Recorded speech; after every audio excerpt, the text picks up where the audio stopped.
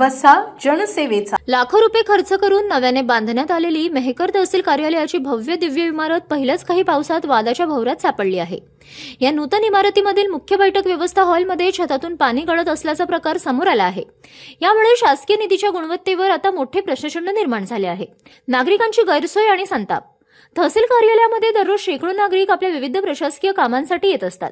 मात्र नागरिकांसाठी राखीव असलेल्या बैठक व्यवस्थेत हॉलमध्येच पाणी गळत असल्याने तेथे पाण्याचे डबके साचले आहेत. परिणामी दूरवरून आलेल्या नागरिकांना बसण्यासाठी जागा उरलेली नाही. तासनतास ताट कळत उभे राहून नागरिकांना आपली कामे करून घ्यावी लागत आहे. लाखो रुपयांचा निधी खर्च करूनही जर अशी दुर्वस्था होणार असेल तर या बांधकामाच्या दर्जाची चौकशी कोणाची, असा संतप्त सवाल जनता विचारत आहे. तातडीने दुरुस्ती करण्याची मागणी. नवीन इमारतीच्या अशा दुर्वस्थेमुळे प्रशासकीय कारभारावर नागरिकांनी तीव्र नाराजी व्यक्त केली आहे. संबंधित कंत्राटदार आणि अधिकाऱ्यांच्या ढिसाळ नियोजनामुळेच ही वेळ आल्याचा आरोप होत आहे.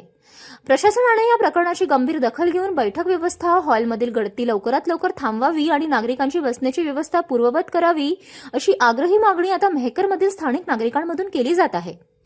City news.